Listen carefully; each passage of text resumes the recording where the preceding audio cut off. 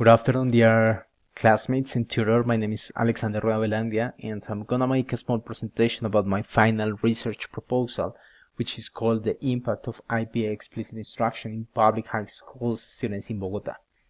Basically, when we are getting a second language, we have to face some difficult situations in which most of us have experienced the fact of not understanding when we speak with native speakers or better or higher performance speakers. So one of the main reasons for this is that although language help us interact with others, and that is exactly what Searle 1916 described with, he mentioned the language as thought organized in sounds.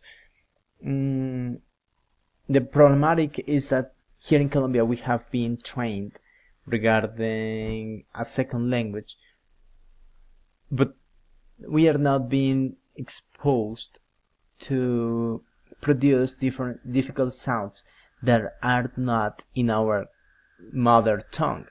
And that is exactly the main problematic we have, and that's why students are not being aware of pronunciation so that they don't speak well in a second language. This research, or this proposal, has a special research question, which is what's the impact of IPA explicit instruction in public high school students in Bogota? That is exactly what we want to answer, and in order to make it, we have the general objective is identify how meaningful explicit instruction of IPA is for second language learners in public schools. And to achieve that objective, we have some specific ones which refer to propose and pilot IPA explicit activities, compare speaking skills among students with and without IPA training in order to compare their performance. And finally, we have identify second language teachers' assumptions about IPA training for their students. As we can tell, we have some important concepts that we have been discussing during this research. Regarding that, it's worthy to mention that here in Colombia, unfortunately, IPA is not being taught at schools, especially public schools. And that is basically because students are being trained for presenting exams. They are acquiring a second language, but they are not being developed in speaking in a speaking skill. For now, in this research, there are two important concepts that belong to the theoretical background we have in the research, which is IPA. The first one, IPA, refers to the International Phonetic Association, and it is also the International Phonetic Alphabet. This was found by Paul Passy, and basically what he tried to do was to create symbols to represent phonemes or the sound of specific letters or diphthongs and the like. Plus that, we have for this research an important concept, which is the Common European Framework. Well, this is not a concept as such. This is an interesting and very important document for every single language learner. And that is exactly because this Common European Framework has a set of skills students should show when they learn a second language and they want to certificate that language. Basically, the Common European Framework takes students from A1 level to a C2 level by passing from different stages. The difference of each one is the proficiency or the level of proficiency students show when they speak, when they write, the amount of vocabulary they have, and the grammar structures or the mix of tenses the students can do when they speak or then when they write. In addition, the Common European Framework also evaluates the reading comprehension ability and the listening comprehension of the second learner. Regarding this document, it's worthy to mention that here in Colombia, the Ministerio de Educación Nacional some years ago set an important rule or an important document that mentions that here in Colombia every single school should teach a second language, and that is why different programs about bilingualism have been introduced in our country. This program of bilingualism aims to take students into a B1 level when they finish their secondary school.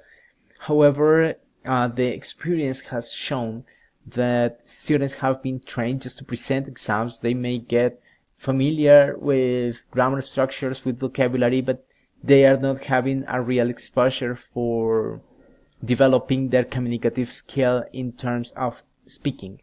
And the main problematic of this is that they are not getting the B1 level that is certified with the Common European Framework.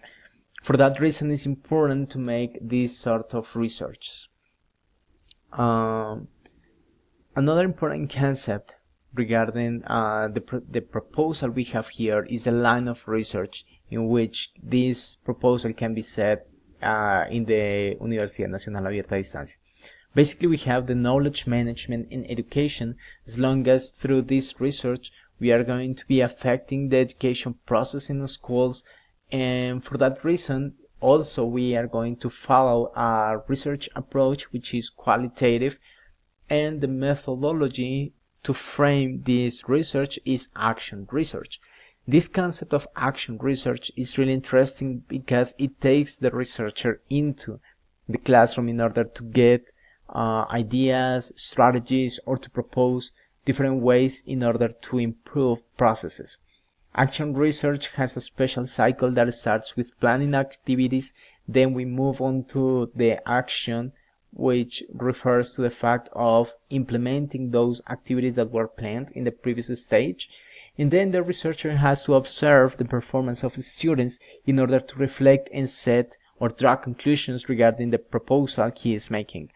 This is an important cycle that can be implemented in this research, in this plan or proposal, as long as it helps us promote a better understanding and identify how important is the IPA explicit instruction in the schools. To conclude the presentation, I want to show you this slide which has the IPA survey. This is something that I created myself in order to get some information from teachers regarding IPA. So in the first questions, we can see that they refer to general concepts or ideas teachers may have about IPA in order to know how much they consider IPA necessary in a class, especially when we have like tons of students or a lot of students in their English classes. And the second part of the survey is like a more deeper information from teachers regarding IPA based on common words or their own experience regarding teaching pronunciation. So another important thing that I would like to mention is that here in Colombia there are not many research about this topic. However, I found one that is really interesting, and it was made in Italy.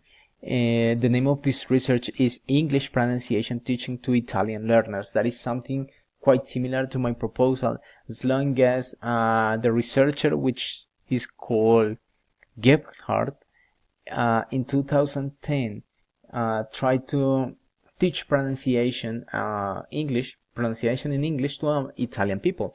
And something that is considerable and that is important, or that I would like to highlight, is the fact that Italian is as different from English as Spanish is for the same language.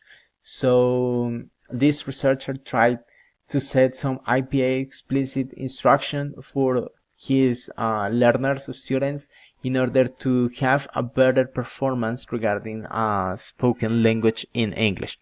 So, well, that's all for today. I'd like to mention something additional about this research is that at the end of the research, he found out that there are some important concepts regarding this. First, we shouldn't explain constantly or different IPA symbols at the same time, as long as they may confuse, or yes, they may confuse students regarding pronunciations. We have to train our students in order to recognize IPA symbols more than having them learning them by heart. And second thing is that in every single class we should teach something regarding pronunciation. This may help, and this is something important in order to get the B2 or B1 level specified in the Common European Framework by the Ministerio de Educación Nacional for Colombian language learners. Well, that's all for today. Thanks for watching. Bye.